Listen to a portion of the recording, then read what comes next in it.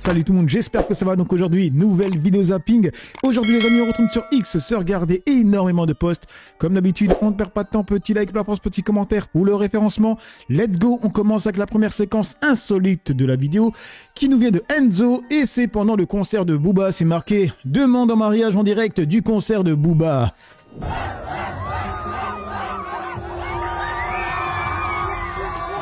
Bon, premièrement, félicitations mariés, mais franchement, est-ce que tu avais vraiment besoin de la demander en mariage au concert de Booba?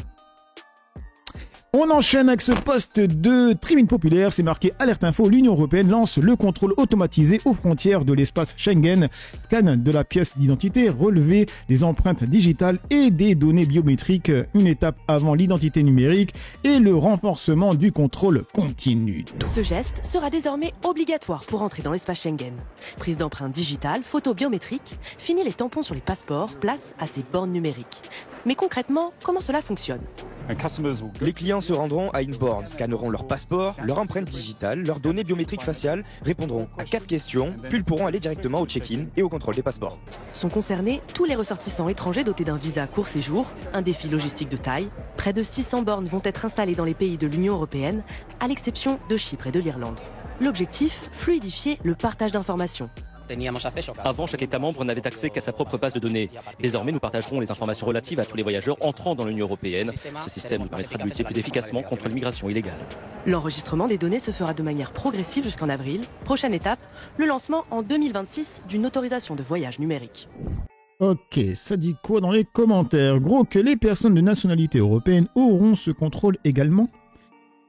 Non, le système d'entrée-sortie s'applique uniquement aux ressortissants non Union Européenne. Les citoyens de l'Union Européenne ne sont pas soumis à ces contrôles biométriques automatisés aux frontières Schengen.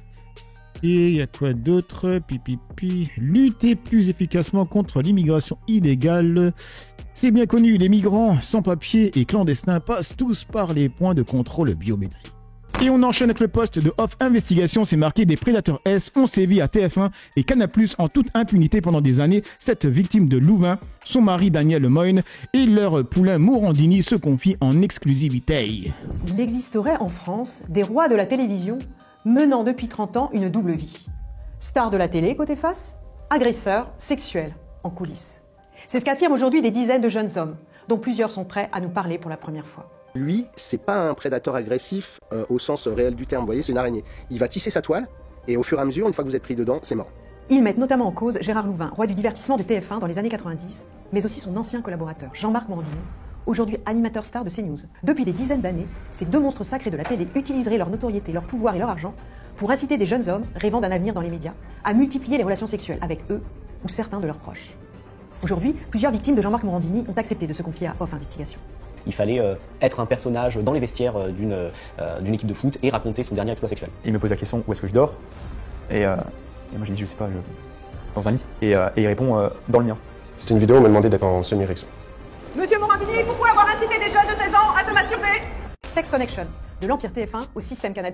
Ok, peut-être qu'on va avoir de nouvelles révélations. Bref, on enchaîne avec le poste de Alerte Info, c'est marqué en image la puissante poignée de main entre Donald Trump et Emmanuel Macron en Égypte.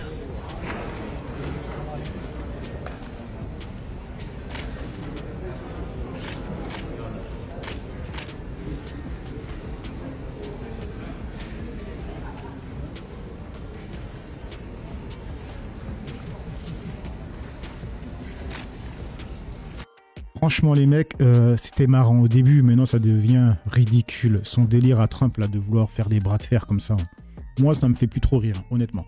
Bref, du coup, on enchaîne avec le poste de Alerte Info encore. C'est marqué Alerte Info, Sébastien Lecornu menace de démissionner à nouveau si les conditions ne sont pas de nouveau remplies. BFM TV, la source. En dessous, il y a quelqu'un qui a mis un screen des articles qui sont tombés dernièrement. Donc il a 5 jours. Je suis Premier ministre, j'arrête d'être Premier ministre. Je redeviens Premier ministre. Je ne suis plus Premier ministre. Adieu tout le monde. Bref, du coup, on enchaîne avec ce poste de Alerte Info encore, et c'est ce qu'avait dit Sébastien Lecornu il y a quelques années. La politique française, c'est quoi? Elle souffre de quoi? Elle souffre justement pas suffisamment de renouvellement? Oui, bien sûr. Elle est sclérosée, on est dans l'entre-soi. On voit bien un petit peu autour de nous, dans tous les pays européens ou occidentaux, lorsque une majorité est battue, lorsque le leader de cette majorité est battu, on ne le revoit pas. Il n'y a qu'en France, on revoit réapparaître les mêmes visages perpétuellement. Et on continue avec le poste de Impact qui a marqué Alerte Info. Bruno Retailleau a donc quitté le gouvernement. Que ressentez-vous? Du coup, que dit le peuple dans les commentaires? Dehors, le H est mort, qu'il a perdu son bras de fer avec l'Algérie qui l'obsédait tant. Il a juste réussi à faire reculer la France en Afrique. Très satisfait. Je ressens de la joie personnellement vraiment épanoui. Hamdoulil.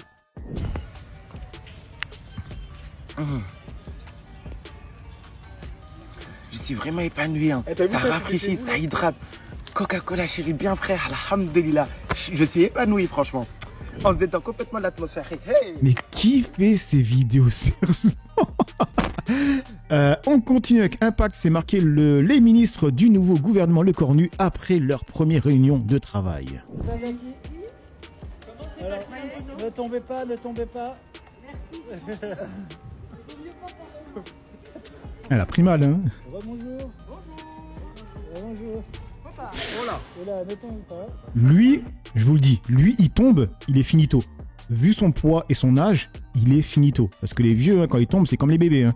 Ils n'arrivent pas à se reprendre. Juste une photo. Merci. Par ici, par Monsieur ici. Geoffrey, s'il vous plaît, une photo, s'il vous plaît, par ici. Attends, Monsieur Niagas. Photo, s'il vous plaît. Merci. Deux photos. Une autre. Ouais. Corella. Bonjour. Madame, par ici. La réunion. Bonjour. Une image, une photo. Peut-être par là. Promets, on pleure pas. Ah oui, par ici. Par ici. Bonjour.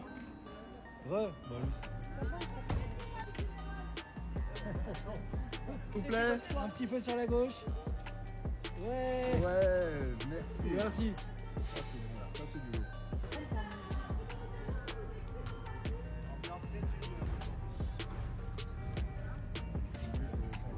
Ok, on enchaîne avec le poste 2. Alors lui, il n'a pas de blase, c'est marqué « Il faut se rappeler que depuis 10 ans, Benji cherche à se venger de cette leçon. » Je ne comprends pas la question. Vous comprenez pas la question? Non, mais moi ça m'est égal. Quand vous croyez par exemple, quand je monte sur une tribune dans le froid, avec un mégaphone, vous pensez que ça me fait plaisir. Mais ça m'étonne pas. Vous êtes un petit bourgeois hédoniste, comme tous les gens de votre génération. Non, mais écoutez-moi, j'essaye de vous rectifier. Je vous aider à réfléchir. Oui, bah, bien sûr, vous pouvez me remercier, je suis votre aîné, je vous apprends quelque chose. Je vous demande de comprendre que la vie n'est pas une mascarade sur une scène. C'est une lutte. C'est un rapport de force. Donc je construis des rapports de force par toutes les failles du système. Je n'en ai pas d'autres. Comme le syndicaliste, qu'est-ce que vous croyez qu'il fait? Il utilise la loi qui lui permet de contester le patron. Il devrait arrêter parce que d'une certaine manière, il légitime l'ordre. Vous voyez, dans votre esprit formaliste et tétanisé par les apparences, pour vous tout ça c'est un spectacle. Pour nous c'est une lutte. Voilà, c'est ça la différence. Merci Jean-Luc Mélenchon d'avoir répondu à ces questions. Revenez comme vous voulez. Ouais, je reviendrai, on se retrouve tout de suite. Ok, du coup dans les commentaires il y a Phil qui dit Méluche qui le traite de petit bourgeois. Avec ses screens où c'est marqué dans les 2% les plus riches, donc 1,2 million d'euros valeur de son appartement parisien, 170 000 euros valeur de sa maison dans le Loiret, 95 000 euros valeur de son patrimoine hors immobilier taux. Patrimoine de 2 465 000 euros et il perçoit chaque mois comme député européen 19 105 euros plus sénateur de l'Essonne 17 000 euros, donc total de 36 105 euros par mois d'argent public, plus remboursement des frais de avion, taxi, téléphone, poste, SNCF, etc. Pas mal pour quelqu'un qui se dit anticapitaliste et qui n'aime pas les riches. Faites circuler, tout le monde n'a pas l'opportunité de lire Le Canard. Ok, et on continue avec ce poste de Marcel, c'est marqué « Tiens, le RN n'est plus très sûr de censurer, maintenant ça s'appelle le bloc bourgeois. » Si il y a suspension de la réforme des retraites, il y a débat sur censurer ou non.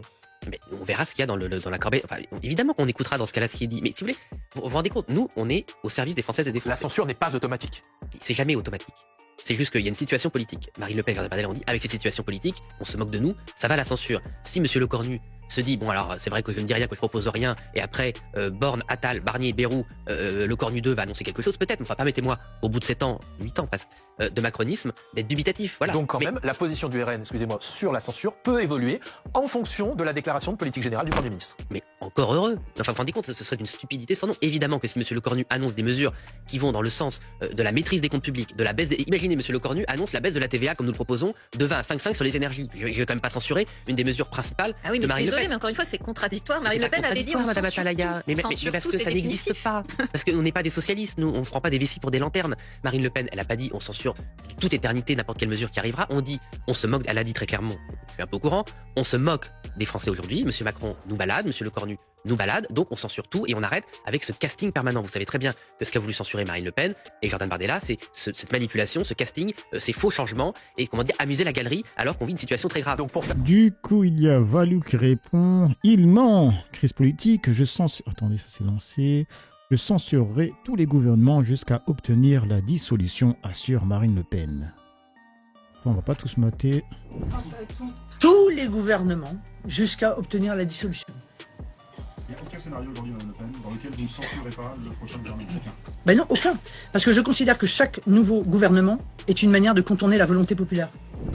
Ok. Du coup, on enchaîne avec le poste de Kunta Benkindé qui a marqué « Effectivement, il est toujours bon de rappeler que derrière le génocide du Rwanda se cache le poison colonial, car ce sont les colons belges qui ont décrété que les Tutsis étaient supérieurs et méritaient les bons postes, tandis que les Hutus étaient relégués aux travaux manuels. » Ce que j'ai appris, c'est que ce sont les colons belges qui ont fait cette distinction entre les Tutsis et les Hutus. Autrement, avant eux, avant qu'ils n'imposent sur les papiers de chacun cette distinction, la différence n'existait pas tant que ça. Elle n'existait même quasiment pas. C'est-à-dire que le Rwanda, c'était un... Alors là, pour le coup, je l'ai vraiment appris grâce à vous. Non, le Rwanda, c'était un royaume, en fait, avant, avec beaucoup de petites chefferies, où effectivement, les Tutsis étaient plutôt éleveurs, les Hutus étaient plutôt agriculteurs. Mais en fait, tout ça se mélangeait dans des petites seigneuries, donc il n'y avait pas de hiérarchie sociale entre les deux groupes. Et en fait, quand le colon belge va arriver, il va décider que 15% des habitants seront Tutsis, de façon aléatoire. Et donc, il va prendre comme critère le fait d'avoir plus de 9 vaches, déjà, donc un critère de richesse. Et puis après, ils vont observer la taille du nez. Les Tutsis devront faire plus d'1,80 m. Et donc, ils vont décider que ces 15%-là seront Tutsis. Décider, ça veut dire c'est que... une histoire incroyable, ça. Vraiment, sur la carte d'identité. Pas de lire ça. Non, c'est ça, c'est sur la carte d'identité,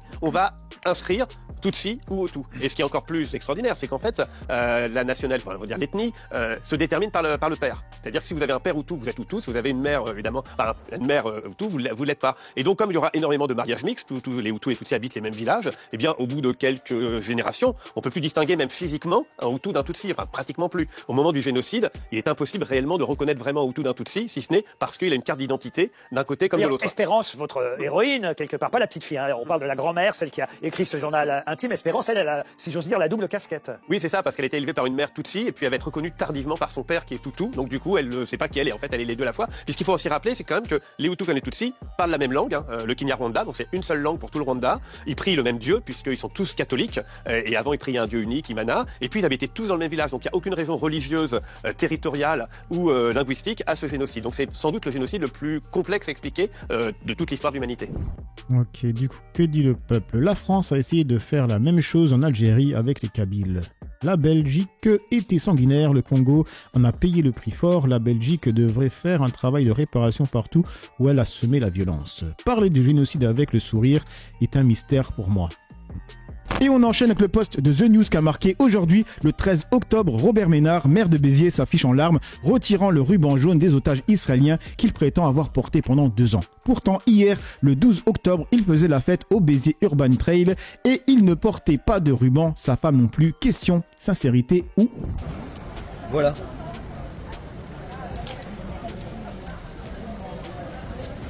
J'ai rêvé de ce moment depuis 2 ans maintenant. Hier, le 12 octobre 2025, Robert Ménard faisait la fête et il ne portait pas de ruban. Du coup, ça dit quoi dans les commentaires? Putain, où sont mes mouchoirs, bordel? Il y en a pas un qui en a un. Tu pleures pour des Israéliens alors que tes propres citoyens n'ont pas d'eau. Ah zut, ils sont noirs ou descendants d'esclaves, pas intéressant, nos buzz. Ce type et d'autres, qui sont souvent invités sur les chaînes grand public, sont de très bons acteurs et orateurs pour jouer la victime avec des symboles à des fins de propagande. C'est fou ces types qui, pour cracher sur les musulmans, font semblant de soutenir Israël. On enchaîne avec le post de Citizen Media qui a marqué Flash Info, Julien Audoul à Sabine Tassa. Nous avons tous été touchés par vous parce que nous avons la même civilisation, les mêmes valeurs, les mêmes intérêts. J'ai été touché avec vous parce que nous avons la même civilisation, nous avons les mêmes valeurs, nous avons les mêmes intérêts. nous pleurons pour les mêmes causes, nous pleurons pour les mêmes morts, nous adorons les mêmes choses. Nous sommes ensemble et avec mes collègues, avec le groupe Rassemblement National, avec Jordan Bardella, avec Marine Le Pen, sachez qu'on sera toujours à vos côtés. Parce que c'est pas seulement pour Israël, mais c'est pour la France et pour l'humanité que nous devons mener ce combat et le gagner contre un mal qui nous a dévastés et qui continue malheureusement de prospérer ici même en France et comme le disait Johan, avec malheureusement des soutiens et des relais ici même à l'Assemblée nationale. Vous pouvez compter sur notre indéfectible soutien pour continuer à livrer ce combat et le gagner. Et je tenais au nom de notre groupe, de tous nos collègues qui sont très touchés de nous recevoir aujourd'hui, au nom de notre présidente Marine Le Pen, je tenais à vous remettre pour vous remercier de votre courage et du combat que vous menez, qui est vital. Je tenais à vous remettre la médaille de l'Assemblée nationale. Wow.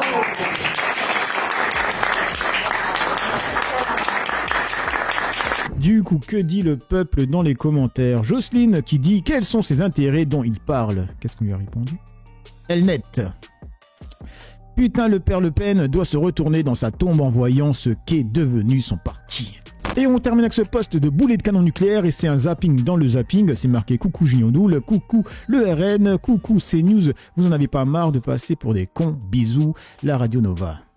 Je sais que vous avez une tenue militaire là aujourd'hui, je sais que c'est peut-être pour célébrer quelque chose, mais très clairement, tout va bien se passer, on peut dialoguer tranquillement.